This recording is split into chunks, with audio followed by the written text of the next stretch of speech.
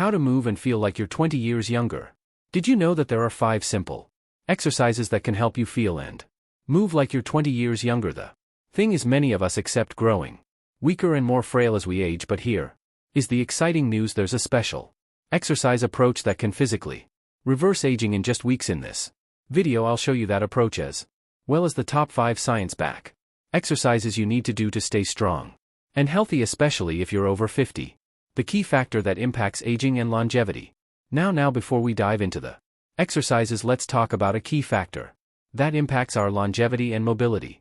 One that's often overlooked. In 1989, scientists coined the term sarcopenia, from the Greek word sars meaning flush, and penia meaning loss, to describe age-related muscle decline that starts in our third decade of life. What they didn't realize then was how rapidly this condition accelerates after age 5050. Fast forward to 2019, sarcopenia became officially recognized as a medical condition. Why? Because research now shows that it's a major cause of disability, frailty, and falls in older adults. But groundbreaking study reveals anti-aging exercise approach. Here is the good news: recent studies, including a groundbreaking one in 2024, reveals that sarcopenia is not only preventable but also reversible. This particular study showed that older adults can reverse muscle loss in just 12 weeks with the right exercises. Now, you might be thinking, I already know exercise is important, but here's the catches for the study: not all exercises are created equal. Doing the wrong ones or exercising without the right approach can waste your time or even lead to injury. That's why in this video I'll show you the top 5 anti-aging exercises and the one approach that scientists called the gold standard for reversing muscle loss regardless of your age. For these 5 exercises, we'll focus on the key muscle groups in your body, offering both easier and challenging variations to suit any fitness level. Let's get into exercise number 1. This best exercise for leg strength is something I recommend to almost every patient in my clinic that is over 50. It is the squat. Squats target the biggest muscles of our legs, our glutes, quadriceps, and hamstrings, which are crucial in helping us walk, climb stairs, and get off a chair. But what people don't know is that squats also activate the muscles of the back and our core. This helps build stability and endurance in our trunk, which ultimately helps with everyday tasks like lifting, bending, and carrying. So here is how to do the squats correctly. In standing with feet shoulder width apart, place your arms either straight in front of you or cross them in front of your chest. As you inhale, slowly lower yourself down by bending at the hips and knees together. Be sure to pause at the bottom point. The back should be straight and breathing should be deep as you exhale. Stand back up, focusing on activating your big leg muscles, including your glutes and quads. I typically recommend 2 sets of 10 repetitions for this exercise. To make it harder, you can use a weight in your hand, like a 10 or 15 pounds dumbbell. To make it easier, you can use a chair to do slow sit stands with the option of using the armrests for balance. Again, start with 2 sets of 10 and you can increase the repetitions as you get stronger. Now, before you make squats, the golden rule: a daily habit. There is one crucial thing you need to understand. Without it, you risk not only frustration but also potential injury. Let me introduce you to Adrian, a 60-year-old patient of mine who went from struggling to walk to his mailbox to being able to walk and garden for an hour in just a few weeks. Now, Adrian loved gardening and playing with his grandkids, but after injuring his back, he was unable to do either. When he came to see me, he was only able to walk 10 minutes. I gave Adrian a few exercises. One of them was the squat, and I also started him on a simple protocol, walking for just 5 minutes a day. Now here's the trick that I wish all my patients knew. I asked Adrian to increase his exercise and walking time by 20% each weekend. This is what we call the golden rule of rehab: consistency is always better than intensity. In 2 months, Adrian tripled his walking time, was able to get back to gardening for an hour, and regained his strength to lift and play with his granddaughter again. So the key takeaway here is that progress doesn't have to be fast, it just needs to be steady. To improve your strength and reverse muscle loss, we have to focus on consistency and gradual improvements. Think marathon, not a sprint, and this approach, called progressive strength training, is what scientists now call the gold standard for fighting muscle loss and reversing how to improve your strength, balance, and flexibility aging. So now that you understand this golden rule and approach, let's dive into exercise number 2. This one is focused on strengthening your back and your core. Another exercise I recommended to Adrian Exercise number 2 is called the modified crunch. Crunches are excellent for targeting your core muscles, particularly the rectus abdominis, which is also called the six-pack muscle, but more importantly, the modified crunch helps build a strong core by strengthening the deeper muscles of the trunk and the back, which is essential for maintaining good posture, trunk stability, while also helping reduce back pain in later years. So here's how to perform the modified crunch. A version most people can do: lie on your back with your knees bent and feet flat on the floor or on your bed. Place your hands on your thighs. From here, engage your abdominal muscles by pulling your belly button down towards the ground. Imagine the muscles of the core getting slightly tighter, while your low back gets flatter against the bed. If you have back pain, this slight movement of a pelvic tilt can give you relief. From here, inhale deeply, and as you exhale, lift your shoulder blades off the ground. Focus on using your abdominal muscles to curl up rather than pulling with your neck or chest.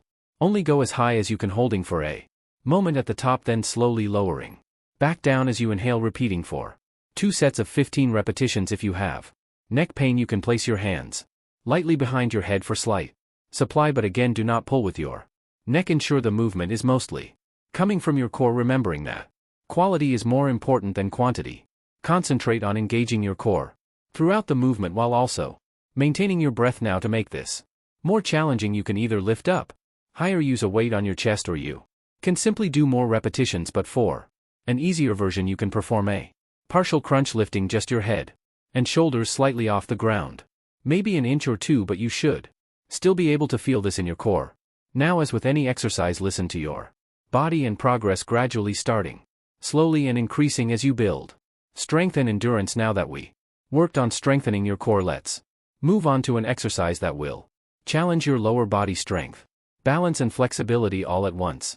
Exercise number 3 is called the reverse lunge. Lunges, like squats, are a key exercise for building stronger legs and glutes, but that's not all. Lunges also engage your back and abdominal muscles, helping to relieve stress on your spine and ease back pain, which, like I mentioned, is common in many of my patients over 50. Research shows that regular lunges not only boost your knee and hip joint health but also increase bone density, reducing the risk of osteoporosis. Now I'm going to show you a lunge variation that's much easier than the typical forward or walking lunge that you may see. So start by placing your feet shoulder width apart and holding onto a chair or counter for support in front of you while keeping your back straight. Take a wider than normal step backwards. Your front leg should form a right angle at the bend, while your back leg remains on the toe and also bends at a right angle as best you can. As you lower yourself, imagine a straight line running from your back to your neck, moving down as one unit, bending both hips and knees to lower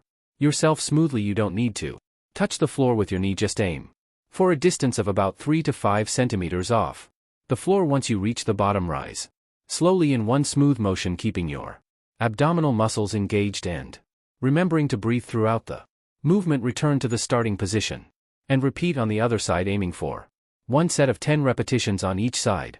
If you have knee or hip arthritis pain, I would suggest start with mini lunges, lowering yourself only 25% of the weight down. If you have extra mobility and strength, you can try a more challenging version, letting go of the support and using a 10-pound dumbbell in each hand. For added difficulty, again aim for 1 set of 10 repetitions on each side and increasing the numbers and the depth of your lunge gradually as you build strength. Now that we've strengthened our legs and core, it's time to tackle the key muscles of our upper body. Exercise number 4 is a modified push-up. Now, push-ups are a powerful exercise for building strength in your upper body, focusing on your chest, shoulders, and triceps, but they also engage your core, helping to improve your ability to lift, carry, push, and pull. And this was a key exercise for Adrian, who was able to build the strength to lift and play with his granddaughter. So here's how to perform a push-up, starting with a modified version that's easier for beginners. Placing your hands slightly wider than shoulder width apart on the floor with your knees on the ground. Keep your body in a straight line from your head all the way down to your knees. Now, lower yourself towards the floor by bending your elbows, keeping your body in a straight line. Aim to go down until your chest is just above the floor. Again, there's no need to touch it. Slowly pushing yourself back up to the starting position in a smooth, controlled motion. Engage your core and keep your body straight throughout the movement. Aim for 2 sets of 10 repetitions. Now, for those with shoulder problems or reduced upper Body mobility. Try this easier version. Against the wall, stand facing a wall. With your feet about a foot away, place your hands on the wall slightly wider. Then shoulder width, bend your elbows and lean towards the wall, bringing your chest closer without touching it and then pushing yourself back to the starting position. This is a gentle way to build upper body strength without putting too much strain on your shoulders. You can always make this harder by moving your feet further away from the wall or by using a countertop.